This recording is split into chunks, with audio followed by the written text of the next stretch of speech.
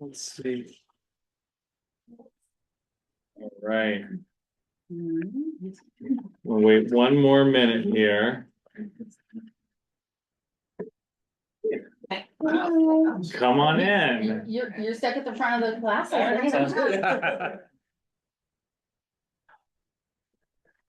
right. Hello, everyone. My name's Steph McLandrich. I'm the president of the Multnomah Neighborhood Association. I am calling this meeting to order. We're going to throw some of the regular meeting housekeeping things down later in the agenda because we have a special guest here tonight, Commissioner Meghan Moyer. Am I saying your name right? Yeah. Awesome. Thank you so much for joining us tonight. I've been in person. I really appreciate it. And to put some context to your meeting, and feel free to reframe it if I don't hit the spot. But I do know that there has been a lot of discussion, especially in this neighborhood association, about response to homelessness and how the city and county are working together on that. And I think that's some of the context of why you're here. We have 25 minutes set aside to engage with you. You don't need to talk for 25 minutes, but feel free to take the floor, and thank you for coming. Hi, it's Meghan Moyer. So I'll just give you a little update. I've been in office a little over a year now, and have focused my efforts on a number of different initiatives that are now really starting to move, which is exciting. One of which is kind of internal, but did get some attention during last cycle's election, which is the board rules at Multnomah County. So I've co-authored with Commissioner Vinstones Dixon, who has East County new board rules, and we discussed that today with a goal of scheduling a vote most likely in a month. So that's important. There have been some concerns about how issues get on the agenda or how many votes it takes and all that kind of internal stuff. There's a heavy emphasis on transparency and making the process more democratic. So if you're nerdy and want to look that up, it is posted on the agenda for today's board briefing, so you can see what we're discussing. I think there will be a few more edits to it, but I think largely we're getting pretty close. So that was one of the first things, and a year later, we're getting there, but that's all right. The second issue I started my term was one that actually Commissioner Myron started and I committed to keep working on, which was dealing with the risk at the Critical Energy Infrastructure Hub, or the CEI hub. We also had a briefing today about a resolution in support of an ordinance, which I know is annoying. There are a couple unanswered questions in the draft ordinance that we need to answer as a county and need some outside expertise. So the resolution that we discussed today was about specifically getting the county expertise together. One is that we really need to do a full inventory of what our legal responsibilities are in an emergency and how much that costs. We know what we're legally required to do. Probably one of the bigger elements is actually public health. And sadly, if there was a disaster at the CEI hub and there was an explosion, the toxicity of the chemicals are so bad that we, at a worst case scenario, estimate that 2,500 people will die and another 1,700 will need immediate medical attention. That is a massive undertaking. There's also likely a zone where people cannot return to their homes for a period of time that would fall on the county to work on rehousing. So there is potential quite a lot of financial liability for the county. We need to wrap our heads around that. We also are looking at what kind of financial tools would give us money right away. The state is also debating a bill, today, so I went down and testified sadly against it. Because if it passed, it would not allow Multnomah County to require financial assurance for our emergency response. And although I like the state taking on a role of making sure that there's enough global resources available, theirs is very liability focused, which in previous disasters like the Exxon Valdez or the New Horizon, have led to protracted litigation, and often there are not payouts for years and years. That doesn't help us do our emergency response, so we're hoping that we can get an amendment that allows us to still have our needs met and absolutely let the state take on kind of that larger issue. We don't do cleanup, the state would in conjunction with the federal government, so very supportive that they also take that issue seriously, but have some real concerns about what it does to the county. So that's kind of the second issue. I'm working with Commissioner Singleton, who has Northeast Portland, which could also be quite impacted if there was a disaster. There have been a couple of policy areas that I focus a lot on, particularly behavioral health related issues. That's a lot of my policy background. I used to be the public policy director at Disability Rights Oregon and have been involved in Medicaid related policy for a very long time, which is actually why I ran, because one of my concerns was that the strategy that both the city and the county were implementing in order to address homelessness did not have a behavioral health component, and it is a huge driver. And I am happy to say, I think we're making very real progress on this issue. One of the things that I have been working on and worked very hard in last year's budget was to create a mobile outreach team that could go and could be in shelter, could be in emergency room, could be at jail, that would assess people with behavioral health needs and see if they qualify for any Medicaid related programs. We have been in a fight with the state of Oregon for nearly 8 months, where the state of Oregon has not let us enroll people who are eligible because they deny access to Medicaid long-term care for people whose primary diagnosis is severe and persistent illness. I'm happy to say that we are finally making progress with the state. I literally learned this today. And, you know, I guess being deeply annoying to them is paying off. But it also helped that the commission unanimously signed on to a letter that my office wrote, just really laying out, one, that they were breaking federal law by not enrolling people who are eligible, and this is an entitlement program, but also really going through that we are paying a tremendous amount of money for a system that is utterly failing people.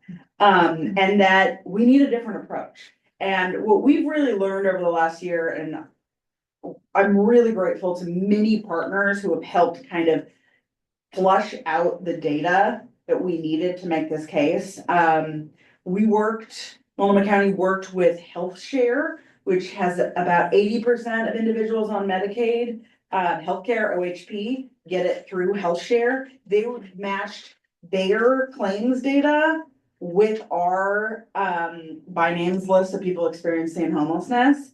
And we found that 50% of the people who are in our shelters on any given night have a pre-existing diagnosis of a serious mental illness, which I think is helping make the case that there is no solution for our homeless crisis if there isn't behavioral health services. So I'm really grateful for that. I'm really grateful for a lot of staff at the county who have dug deep with me into like, how do we harness Medicaid dollars in order to provide the services to help somebody successfully stay housed?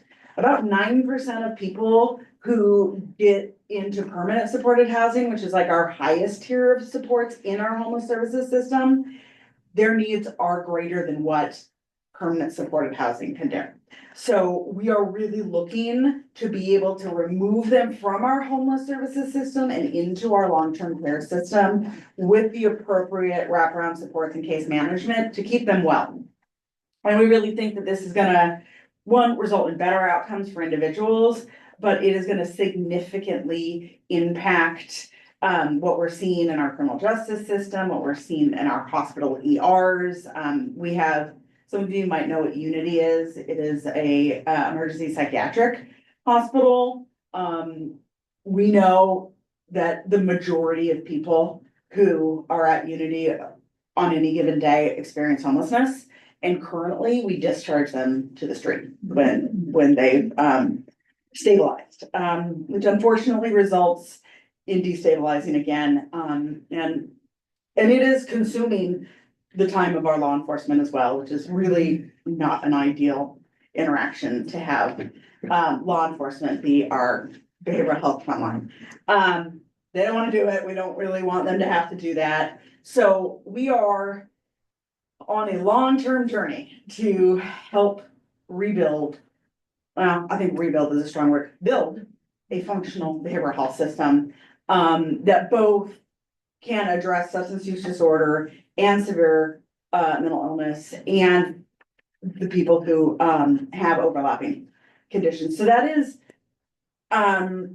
how quickly I think we're gonna be able to start enrolling. I definitely over the next year, I would anticipate we're starting to enroll people.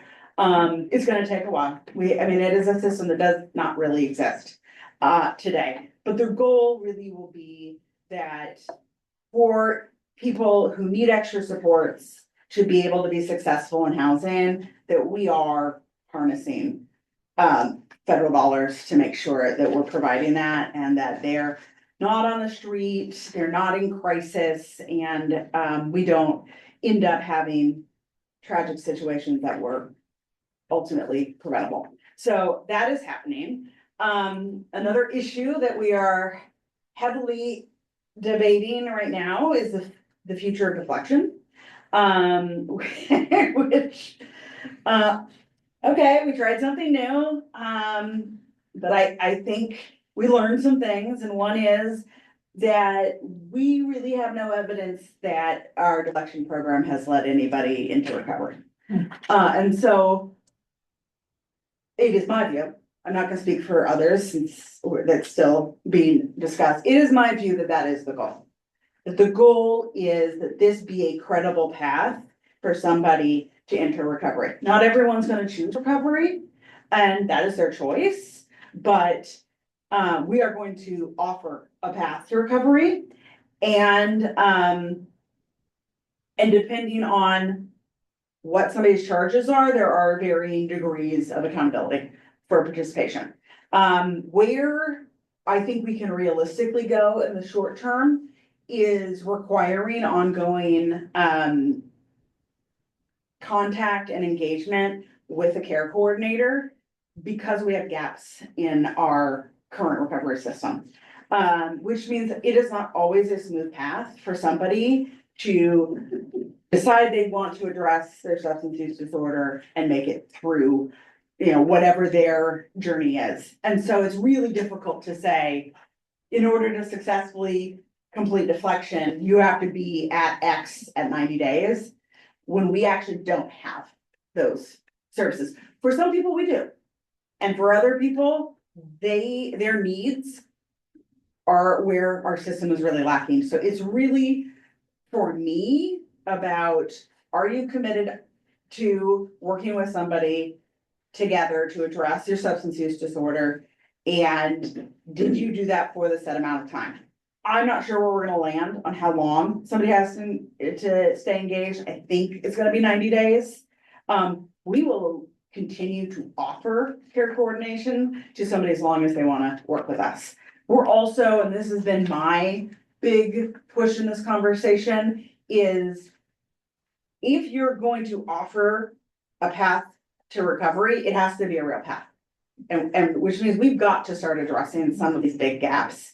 And so that is part of the conversation around how do we make sure that we're actually removing barriers for people. Some of the barriers that existed was that you went to deflection and they gave you a list of phone numbers and were like, go do that. Right. Not one, no one did that, but two, not everybody even is in a state of mind to be able to do that. Yeah. So we are trying to get away from that because I am a believer, having worked in the recovery community for a chunk of my career, that all I wanna hear is yes, and then I'm gonna take you. Like, great, get in my car and we go to step one. Okay, you've done your assessment. Great, I'm taking you. It is our job to remove barriers and make this path as smooth as possible to recovery, and that is my goal. And I would like that as we build this out, yes, there will be people who come due to deflection, but there should also be the availability for our partners in the community to refer people who want help navigating recovery. Because I really, today, it is so difficult to get through that process. And it creates way too many off ramps. And so that's really where I'm hoping we're going. And I feel pretty good about where we're going, but it's still, a little bit up for debate about, how exactly we're gonna do that. What does that framework look like?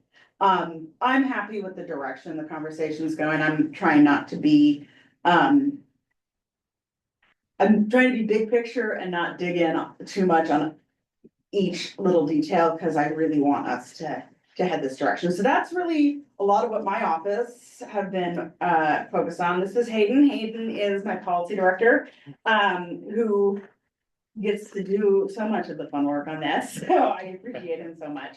But I'm also happy to answer any questions about what's going on at the county or anything you're hearing about. And Lana? Sure. I use, whether it's deflection or it's people who come into our showers and say, can you help me get into detox? Can you help me get into rehab? We drive them over there at 6 a.m. to see if they win the lottery. And they don't, so then we do it again, and we do it again, and then they give up, and we lose them, and we don't know where they are. So my question is, How are we fixing that? yes. Yes. Part of the plan, meaning more detox, more rehab that they can get into, so it's Yes. real. We actually had a guy come in who got deflected, and to our surprise, came in and said, I've decided to do it. I really want to do it. Yeah, And then, and then hit they the told reality, him to yeah. come back in a month. Oh. Yeah, and this is real. Or they get into detox and then they're discharged to the street. Do nothing, yes. So one of the Nothing, things, no that is medication, no meds, nothing. which is dangerous, by the way. Very dangerous. Yeah. Detoxing without a clear path to recovery is very dangerous. That is exactly what I'm very worried about and have focused on. The county is building a sobering and detox facility in Southeast Portland off of Grand. That's still 2 years, 2.5 years, I think, from operating. Just two. Just two, okay. Which will have over 20 detox beds that will be 24/7 enrollment. So I'm thrilled about that. But right now it is, you show up at 6 a.m. and you gotta get in. And about 50% of people can even get in. So what happens if somebody gets deflected at 10 in the morning? And this is something we're talking about. Commissioner Singleton is a good thought partner on this with her experience running shelters. We're currently looking at creating some waiting beds that are basically like, you will be here until we take you at 6 a.m. We're also kind of actively trying to see if we can't have some preferential placement. Where we are really struggling is that we've got people who need residential treatment, and that is, the county doesn't actually create residential treatment, that is solely the role of the state. And that is a problem, not that, we do not have enough. We will benefit from the fact that both Clackamas County and Washington County have finally are about to or just have opened inpatient.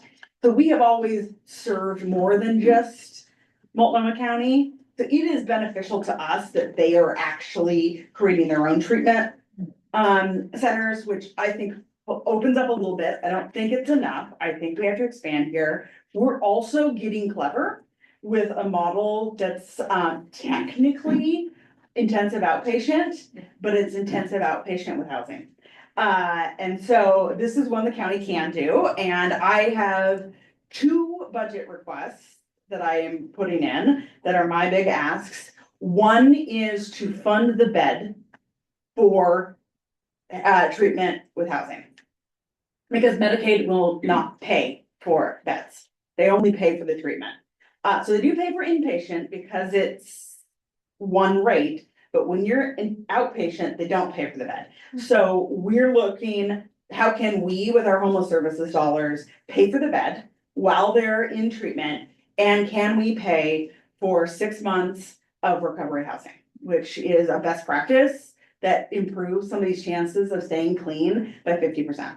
And so very, very interested in giving people, and these, not just any recovery housing, this is, it's called NAR certified recovery housing, which meets a high standard of programming, and it's not just a place to live, it's still actively in recovery with programming and everything. It's actually cheaper than a month of housing vouchers, so we largely can like double the number of people we're serving per month. And because it's 6 months, we'll serve more people. So it is a reallocation from some of our housing voucher. Again, these people do need to be experiencing homelessness, but it is very specific to recovery housing, and those are 2 things I'm pushing for this budget cycle.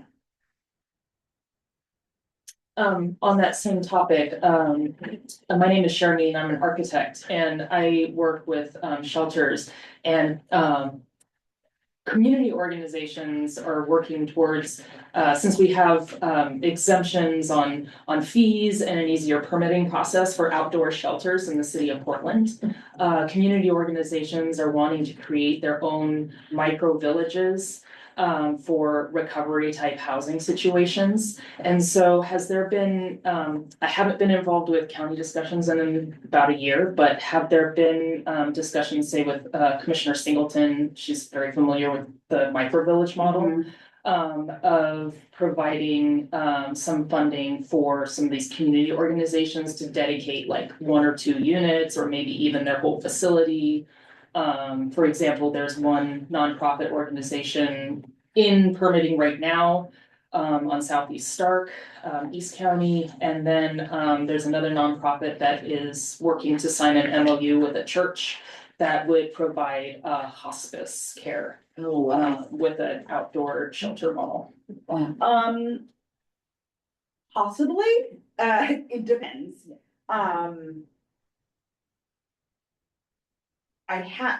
There is a NAR certification requirement in my proposal, so they would have to meet that. Yeah. But I don't think that precludes tiny villages. We are projecting a $89 million shortfall in homeless services, which is like deeply devastating. So I'm pretty transparent that I don't think any new organization's is gonna be funded, and we will be cutting existing organizations. I am desperately trying to get the state to match our the support side of permanent supported housing. The county spends $52 million a year on just the supports in permanent supported housing. And that should be getting a Medicaid match, and we currently don't. So we're paying every penny of that, where we could only pay 1/3. So I'm currently trying desperately to convince the state that they want to apply for a waiver so that we can match up money. Stay tuned, which would help. It would save $33 million. I do not see a scenario in which we are not sadly cutting homeless services. Now, apparently, the city found $100 million Yes. under Yeah. a mattress. It's really unclear. I really like some of the money we gave them to run shelters back. That money can be spent on shelters, so I'm not done talking to them. I'm just curious, I've read that a lot of people don't wanna go into shelters because there's too much drugs and alcohol and they're trying to get clean. Yeah. Why aren't we opening more Hopewell House properties and high barrier shelters? Well, that's what we're talking about. Yeah, that is true. I think there were a couple of issues. We have heavily leaned on the low or no barrier, which is part of the continuum we do need. But kind of at the expense of some other models that are also successful. So we are actually actively looking at creating more clean and sober housing options and shelter options. Again, this environment is tough, but I actually think we may shift some to that model, because it is a real need, and it's an issue. The county shelter programs are different than the cities. Pretty significantly different. Ours are 24/7, which means that they're not kicked out in the morning. It does lead us to be able to connect people better with social services, which is, I think we define our goal different than the city, which is fine. As long as they're in coordination, we don't have to have the same goals. The city is very interested in not having homelessness on the street. Right. And that's fine. The county has a different definition of success. Our definition of success is we're going to end somebody's homelessness. So we are more interested in making sure there's a continuum where people flow, because we can't currently keep up with the inflow. We can get about 11,000 people out of shelter, not 11,000, 1,100 people out of shelter a month. But 1,400 new people show up. And so, it's not the same people all the time. I think there are some people who aren't succeeding in our system, and I think a lot of that is behavioral health related, but there is an absolutely huge amount of churn. It is not a static group of people.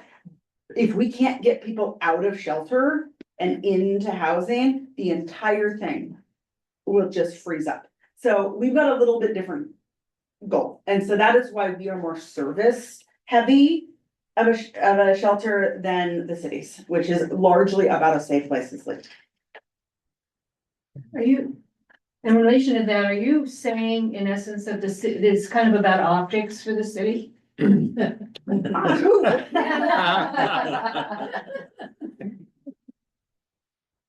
Oh, it's totally optics. But I would say they have different pressures than we do. Yes, I hear from businesses. Yes, I represent downtown too. And I am empathetic. We don't have the space management. We don't have the police. We're not dealing with those same issues. So I don't want to say that the intentions are superficial. I do worry that if the county shuts our shelters down and all there is the cities, that there won't be outflow. And I have concerns about that. I have also expressed concerns about it being, 8 PM to 6 AM. Like, where do people go? It has caused issues in our libraries, which we then turn around and get yelled at by the city for. And I'm like, well, where are people supposed to go? Your shelters aren't open. And we've done a lot of work on that, and we will continue to do a lot of work on making sure that our libraries are safe. But yeah, I would say fundamentally, we have different definitions of success. All right. Okay, All right, thank you so much. I really appreciate you coming.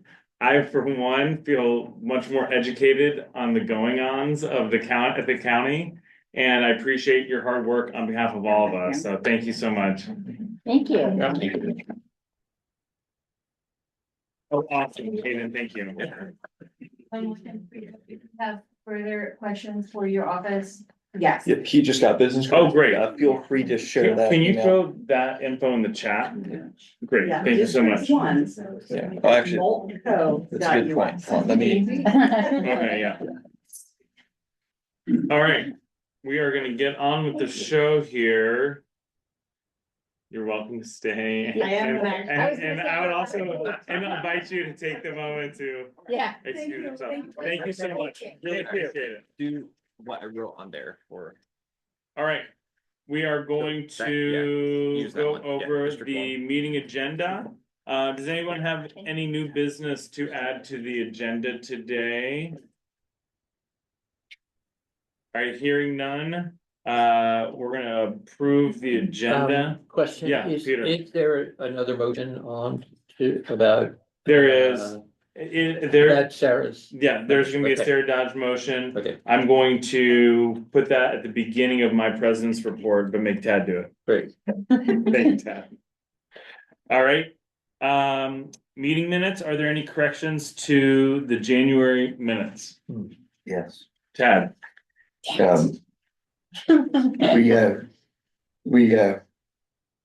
Let's work on it a bit so that the motions that were approved appear exactly as presented rather than the paraphrases that I read in these minutes.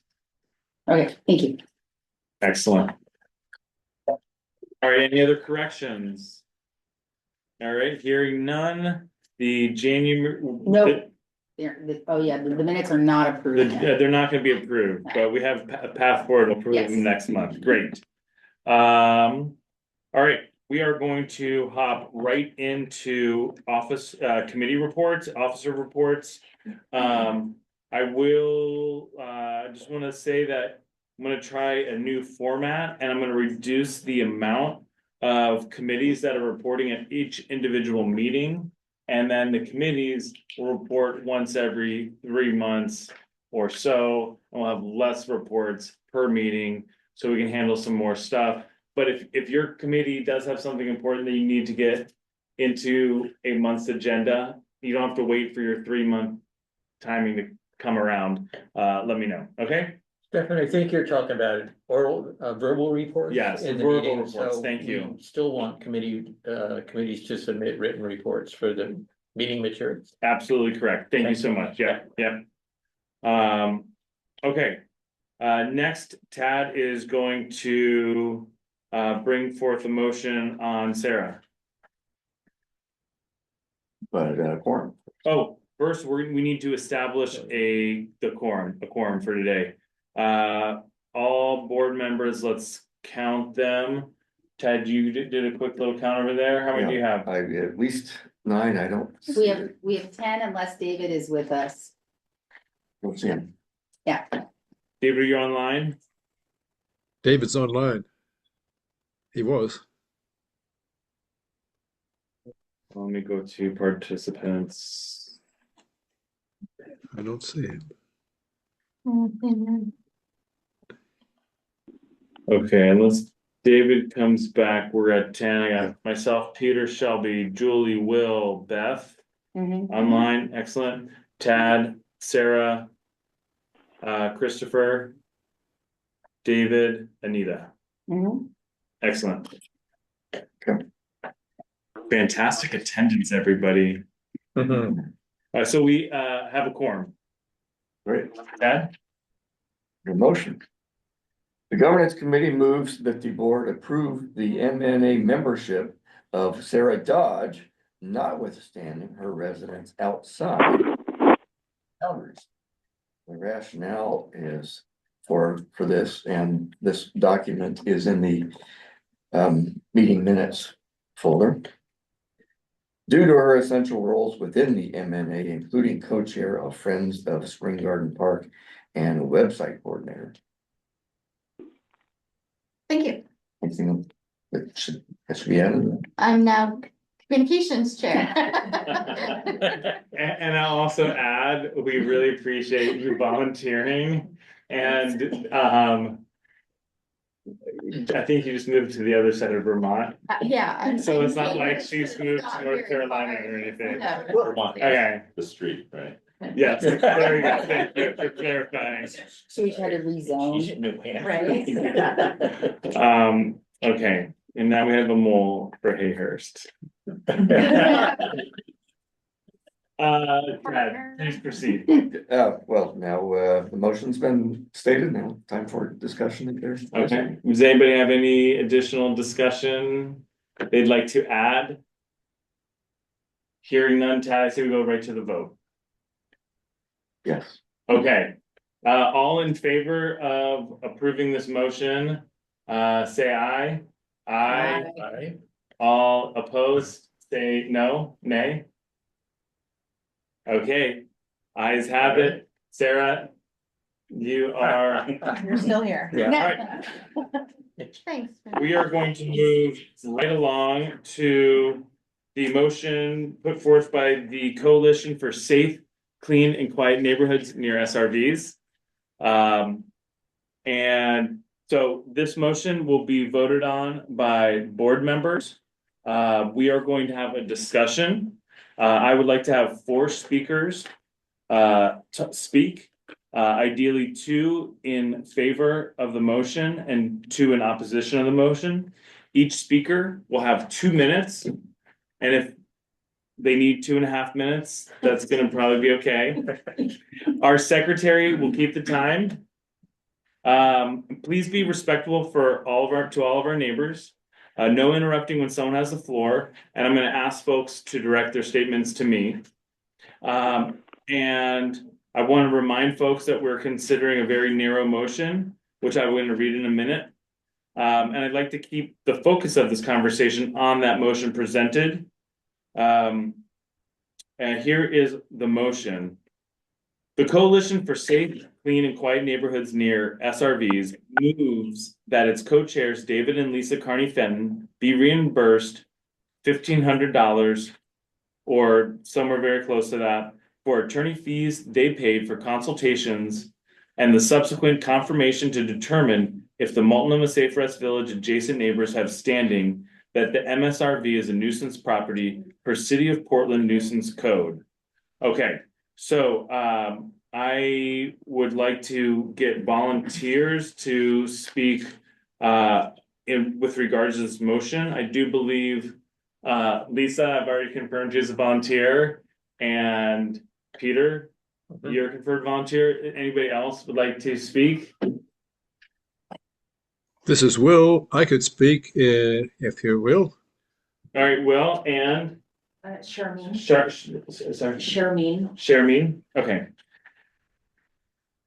This would be. Are we 2 for? Well, what? Do we have anybody else? If we just have 4, then we'll just have the 4 folks speak. Okay, Will, I'm gonna have you go last. Lisa, you'll go first. Peter will go second. Sharmeen, am I saying your name? Do we have 2 for and 2 against? I believe you're gonna go I'll speak against, in and opposition. Will is gonna speak in opposition. Okay, then I don't need to. Okay. Lisa? Oh, we have a hand up on that. Oh, we have a hand up online. Mark? Hi, I will go 4, if that helps things. Okay, excellent. Mark, you're gonna go third. And Peter second, and Will is fourth. Lisa? You have the floor. Okay. Hi, everyone. My name's Lisa, and this is my husband, David. We live directly across the street from the Safe Rest Village. We, with other neighbors, formed the Coalition for Safe, Clean and Quiet Neighborhoods near SRVs 3 years ago, after repeatedly but unsuccessfully attempting to obtain support from the Neighborhood Association regarding ongoing issues in and around the Safe Rest Village. 2 of our coalition members currently volunteer on the CAC. That's Mark and myself. And despite our ongoing involvement, we've not been able to obtain resolution to the ongoing on-site and perimeter problems. Neighbors who live directly adjacent to the Safe Rest Village experience problems daily and nightly. Some work from home, others have small children, and they endure constant disruption. Despite 2 years of trying to obtain help from the neighborhood association, 2 of the coalition co-chairs, myself and my husband David, decided to contact an attorney to see if we could obtain help. I was referred to a very reputable firm, a referral from my brother-in-law, who is a former City of Portland attorney. The attorney advised us that yes, indeed, you do have a strong claim. You have a nuisance claim for not being able to enjoy your home or property. Additionally, property owners around the Safe Rest Village have a real estate claim for decrease in property value, as well as the neighbors who cannot sell their homes, or if they do, they're forced to sell at $40,000 to $100,000 below the area market rate. The new president has been much more empathetic and responsive to our requests, so thank you for that.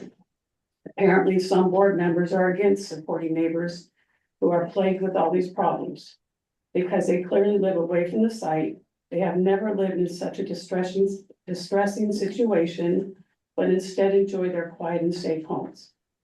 That being said, we have decided to proceed with our motion today to request reimbursement for $1,500 that we have spent on attorney fees.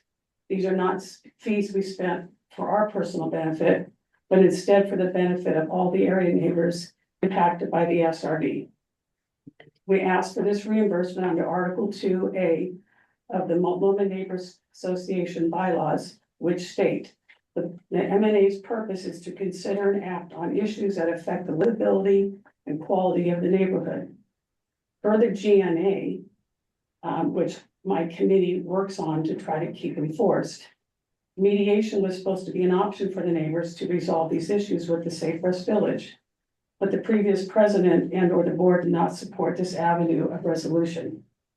Because we could not obtain help from the board over the last 2 years, we're asking for help retroactively. We will not be asking for any financial support moving forward, but instead we're going to create a GoFundMe account if we decide to pursue legal action.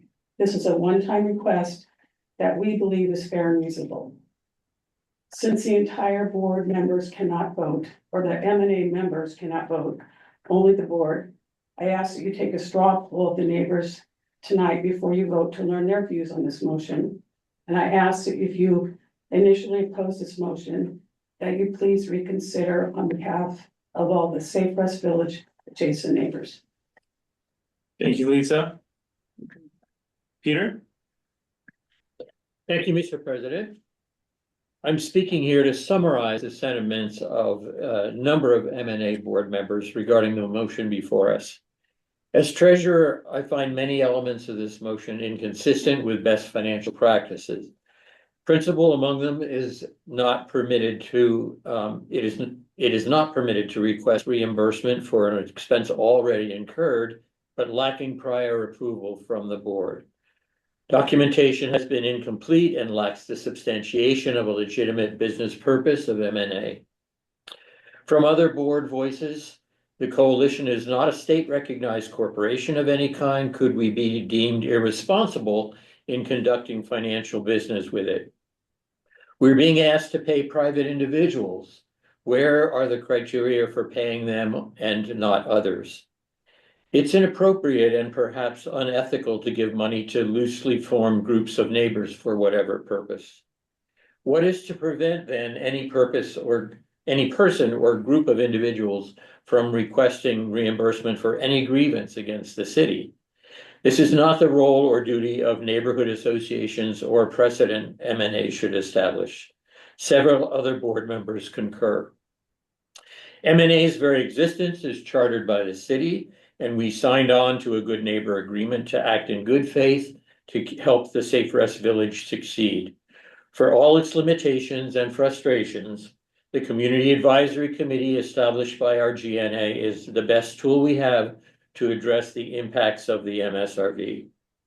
Finally, let me add that we find it sad, distressing, and disgraceful how today's intractable homelessness crisis has impacted our neighbors, coalition members, Multnomah neighborhood, the city of Portland, and cities of every size throughout the nation. We empathize with those who are suffering, but we cannot be put into a position that pits the MNA against the city's efforts to address homelessness. This has never been the position of the MNA, nor should it be. Whether houseless or housed, all are our neighbors. Thank you, Peter. Thank you. Mark. Sure. Thanks for that, Peter. And I just want to kind of reiterate some things that Lisa said about the impact on the neighbors and kind of amplify that.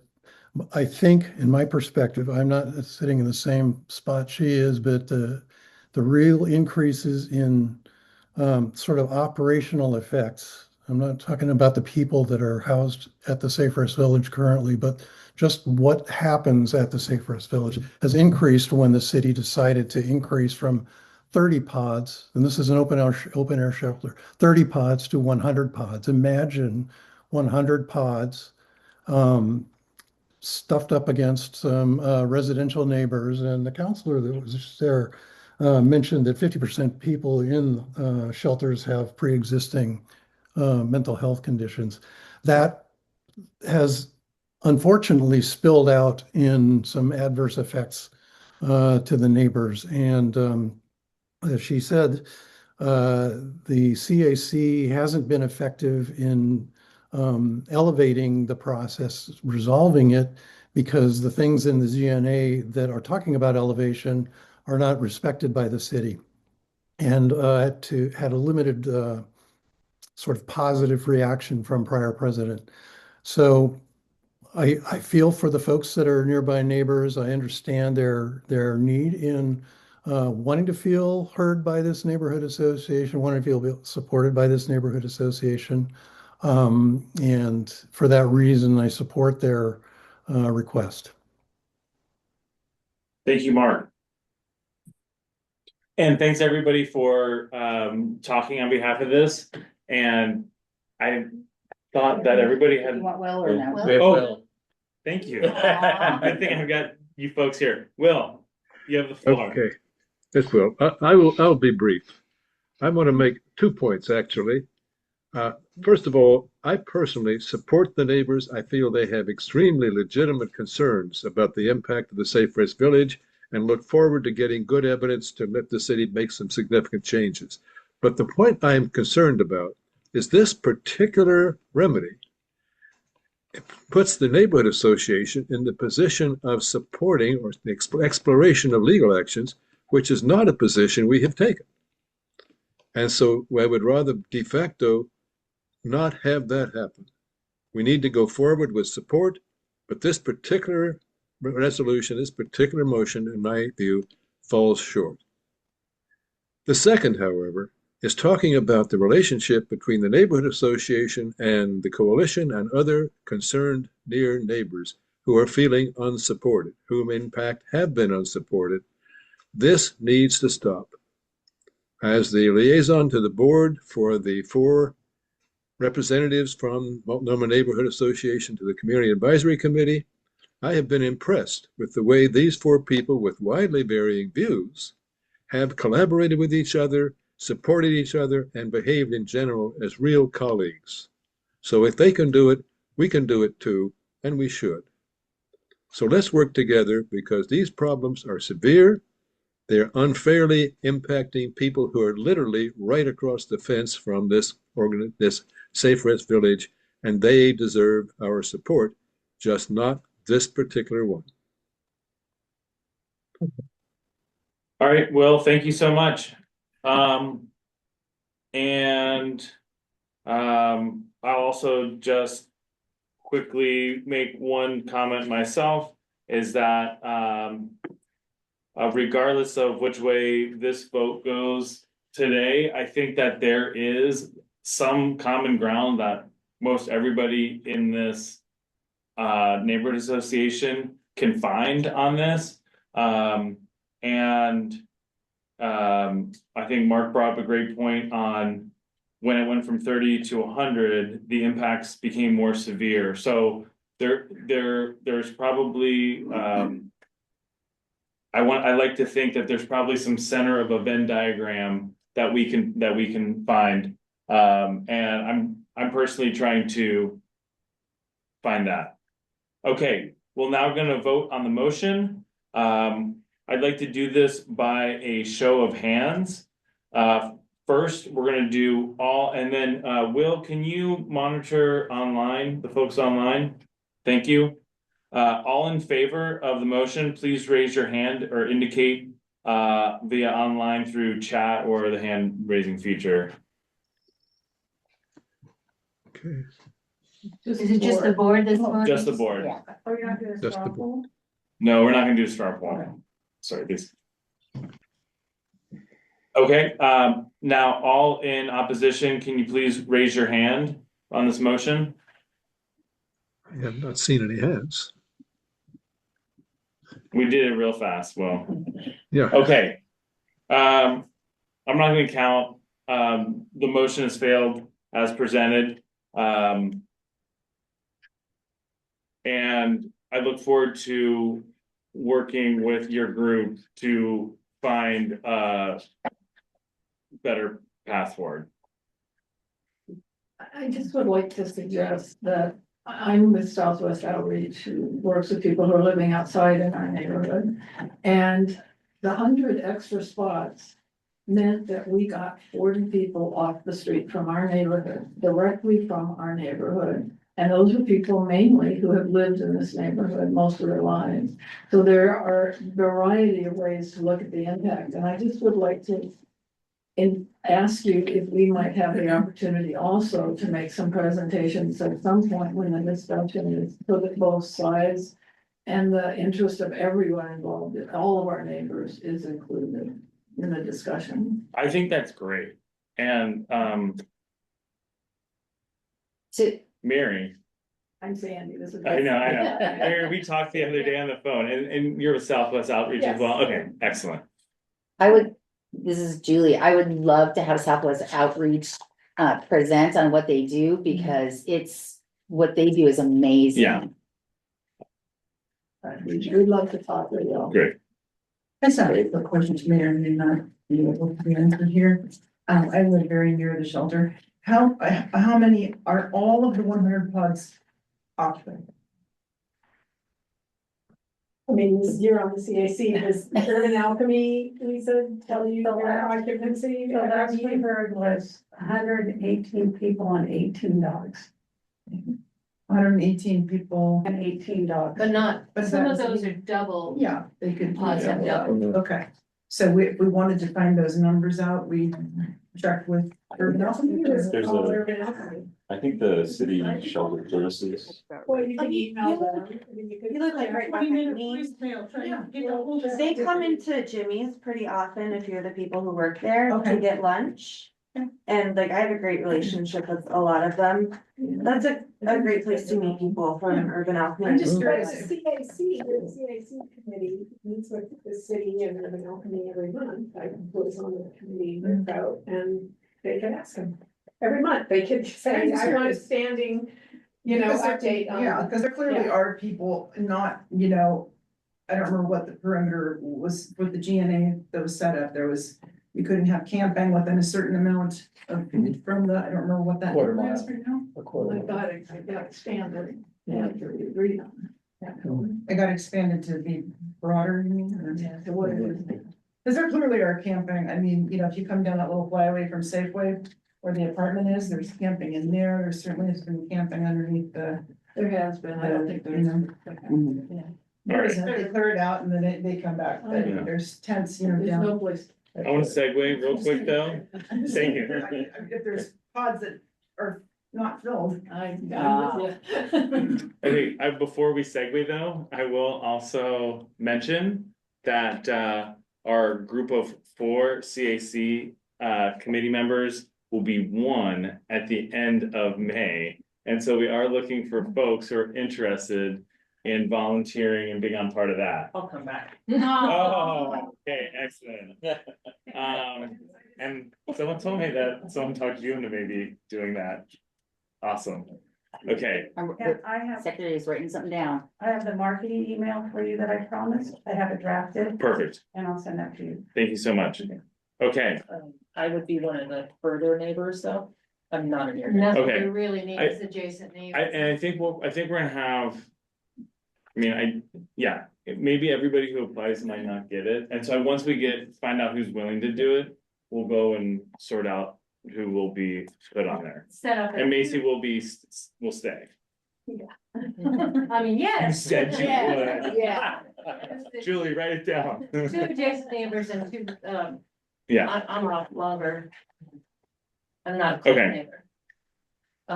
I have a question, and this is more of a idea to throw out for people to think about. And then, maybe take up by the next CAC meeting, but, I was on the, working group for the GNA. Mhm. And I'm wondering if, because these issues have been going on for so long, is this another time that we need to be proactive and have a working group working with the CAC, like is 4 people enough? To that's a good question. tackle this. You mean to update the GNA? No, not to update the GNA, but to investigate, more, instead of like, your proposal is to reimburse. But now proactively, if we have a working group, then we can investigate what needs to be done, like what groups we need to get information from. And then, would there be expenses associated with that? Then the then that proposal would come forward to the neighborhood association board. Does that process make sense? I'm kind of rambling. Would it also, Just a quick one? Yeah. Wouldn't, if mediation was the best solution to an issue, wouldn't that incur an expense by the Multnomah Neighborhood Association when they have to pay for at least half of that, the city, the other? I'd have to look into that. I don't know. I don't think it I have no would be idea. free. That's fine. Mediation I'd love to get in touch with you. mediation is currently in the GNA. Okay, And we tried that avenue and they wouldn't let us do it. Yeah. So that's why we had to do this. Who's they? The board, the president, no one, I mean, Scott, no one would go there. Although it's in a good neighbor, yeah, it's in a good neighbor agreement and the CAC tried. And the idea of mediation was poo-pooed, so. It's not that we didn't try. We have a lot of new board members Yeah. and a lot of new president, new vice president, so it might be worth reconsidering. okay, we're gonna go to the next item agenda, so we can power through this. Tad, treasure report. You mean Or Peter? Peter. Thank you. Aw. You looked right at me. Thank you, Bob. It's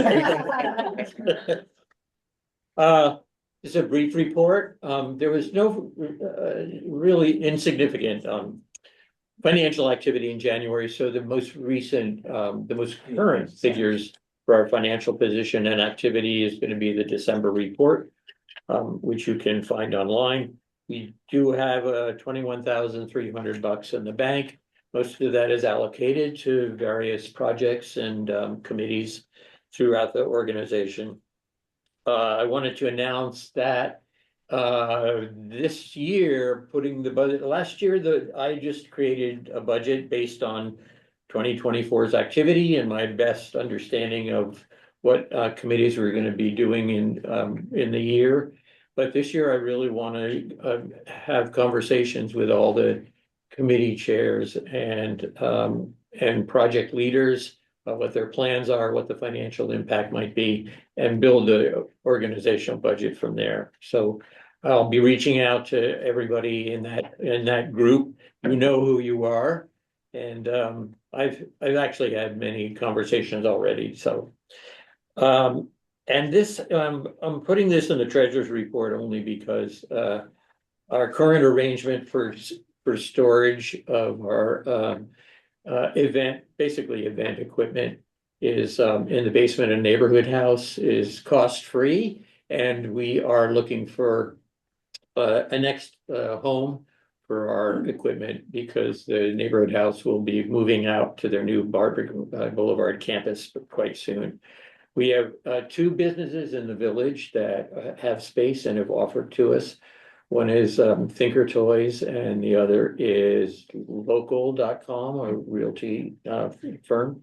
And we have a small team of us have looked at both of those sites, and we're inclined to go with the kind offer from Thinker Toys.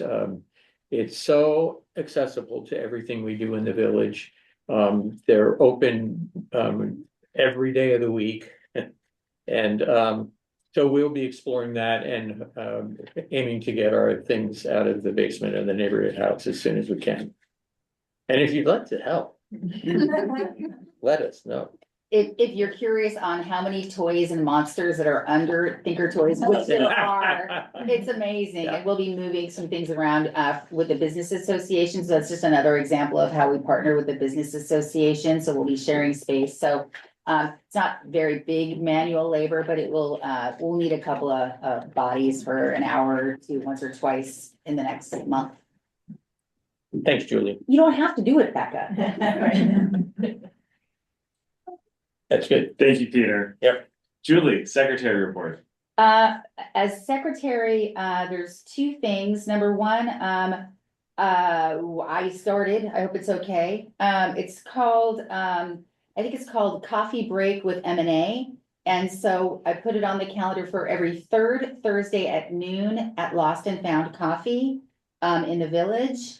And we're having a social media, Marilyn doesn't know yet, but she's about to know that she'll be doing a social media campaign. We'll be putting some flyers out, maybe an A-frame, and inviting neighbors to come and just grab a cup of coffee and sit down. And I hope some M&A board members show up too. I'll try to be there often. And if it gets fun and people get together and start to build community and stuff like that, maybe we can do an adult version at John's Marketplace, people that can't do new, we can do at 5 o'clock. So it's just an idea of way that people don't connect with these amazing board meetings. And so just a way to do that. So that starts, the first one is the 19th, next Thursday, and be blitzed with lots of information, come on by. And the other thing is more functional. We used to have a community events committee, which disbanded, and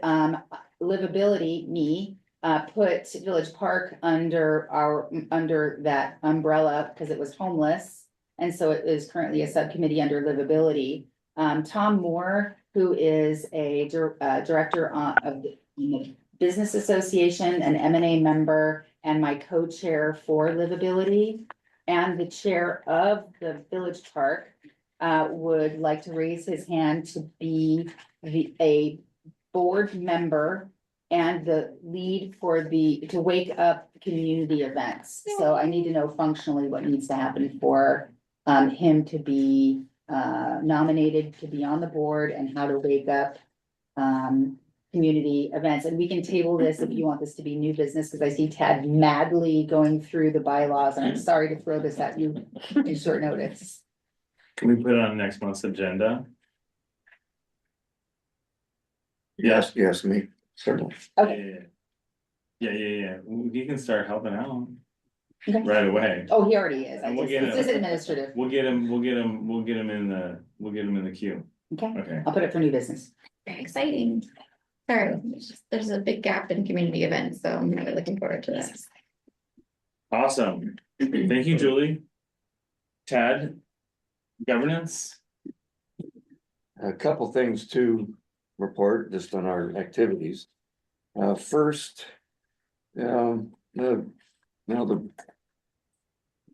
most of our activity as a committee this month was spent on the development and consideration of the two motions that we've already discussed and voted on today. But also we have developed a new motions log, which is meant to be a permanent record of all of the motions presented, whether they pass or fail, so that we have in one place, and this will be online, that is with other material. So in one place, one can see a reference to to all of the motions in the exact language in which they passed or failed. And then also, we developed a priority list of issues for ourselves. Issues are being added to our list faster than we can get to them. I'll be sharing that list with the committee again soon, so we can decide when to meet again and what to talk about. I'm betting that committee development is our top issue, and we'll really need your participation, please. That concludes my report. Thank you, Ted. Livability.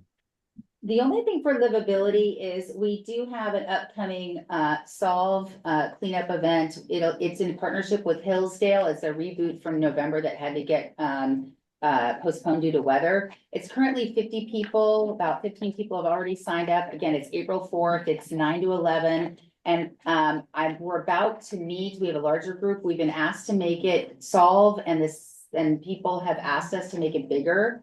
It looks like we're gonna be making it 100 volunteers, and I know.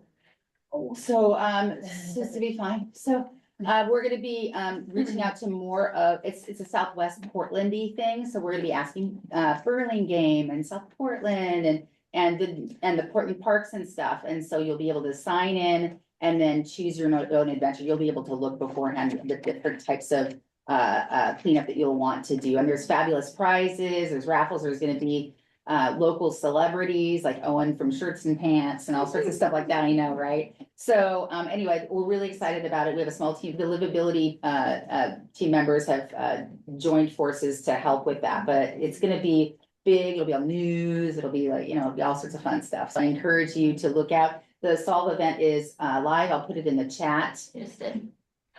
You're the best. Anyway, so that's just the exciting thing that we're doing for April.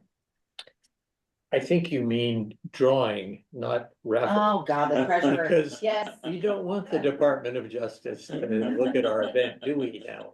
you're right. I apologize for the error in language. Thank you, Treasurer. Yes, sir. Can kids join? Like, Yes, this one's family friendly. Yes. Okay. Thanks, Julie. Thank you. All right, thank you, Julie.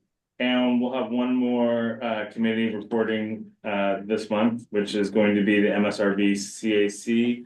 Macy, I don't know who. It's me this month. Lisa? You're so organized, right? You too. All right. So these reports come from our meeting with the CAC the month before, so we're a little behind, but the neighbors are struggling, having a low barrier shelter near their residential homes. They say it's not working because of the noise, etc. And there's been a recent uptick in problems in the area. Is the main part of their concern. The school had a lot of problems. Neighbors are asking for increased patrols. The shelter services says there's no money to increase perimeter security. Some neighbors are elevating their concerns to city council and the mayor. And Portland Solutions is working with their teams to figure out how they can help with the increase of problems in the area. Urban Alchemy, the neighborhood ambassadors who patrol are required by the Good Neighbor Agreement to do so, but they have not been out as often because they're spending most of their time responding to calls in the area of the Urban Alchemy hotline, and they're responding to those calls on perimeter issues and issues in their Safeway and the Christian school. Portland Solutions is expecting approximately 7 guests to be exited after their 120-day stay limit. Urban Alchemy does not put those exited on the streets. Instead, they try to find another shelter setting for them. Portland Solutions does not consider the current rate of 18% of the people that exit the MSRV and move into permanent housing or temporary housing to be acceptable. But they say that that rate and the majority of those exited and returning to the streets is because of the lack of money that the city receives from the county, leaving no funds for rental assistance. And the Neighborhoods Association Safety Committee is working on a tracking tool to try to make it easier for neighbors to report issues. Portland Solutions is encouraging neighbors to continue to report through all of its channels to include campsite reporting, drug use complaint forms, and their hotline at Urban Outreach. So that's sort of, and things have changed since January 10th, but we'll talk about that next month. And I already put in the plug for the new members. Yeah. Right, the plug for the new members, there will be a news, we'll have something going out, Great. all the membership, right? And Will, when do you need that by to get it in the next newsletter? What's the cutoff or? Or no, I thought it was gonna be a separate blast. Okay, that's fine. You can, or Yeah. we can do both if it makes sense. If you can share the marketing email, Yeah. we can find a variety of avenues to get the word out there. Okay. So we have enough time. We're not scrambling at the last minute. So, Okay. yeah. Great. Thanks. A brief moment, this is Will. My name was taken in vain there. I have Sorry, done Will. one of the smartest things I've ever done is pass the leadership over to Sarah, who is doing a great job. And I guess Macy and Mark, do you have anything else to add? Did I miss Yeah. anything? No, I don't. Mark, do you? No, I don't. I'm not sure if y'all saw. The president was quoted on the front page of D4 Voices. Oh. Did you see that? I was quoted Okay. right on the front page, yes. But there was a very deep dive piece written in D4 Voices on the Safe Rest Village impacts. You're quoted extensively, Lisa. But I thought it was a well put together article, and there's gonna be more in future issues too. So It's called Keep Our Voices. D4 Voices. Yeah, District four. I think is that District Okay. 4 Voices, it's the newsletter and there's, yeah. There's some concern from other people though, that it came off as an extremely, Unbalanced, yeah, extremely unbalanced. okay, Well, well, there's gonna we'll be, look forward to. there's gonna be more pieces, I think. Is going to, he's tried to interview Portland Solutions, he's tried to interview Shelter Services, he's reached out to a lot of people, and they're not responding, so he's trying to get I know. a more balanced report. This is a publication we can find where?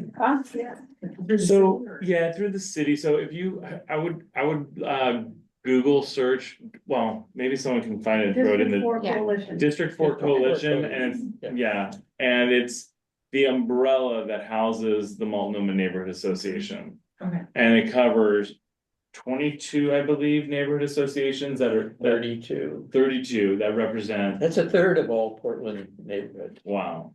Yeah. And then they have a monthly publication. There is like a page or half a page that each neighborhood association gets to submit. And so our communications group submits something for the MNA. But I did get a phone call from somebody and I talked to them, tried to not say anything I regretted. So, You're finding this. okay. The next piece of our agenda, I canceled, but I do want to talk about it real quick, which is development of a mission statement. And it is going on, we have some very smart, dedicated people that are working on that. So I don't think I need to spill the beans on this just yet. Anything you want to add, Julie?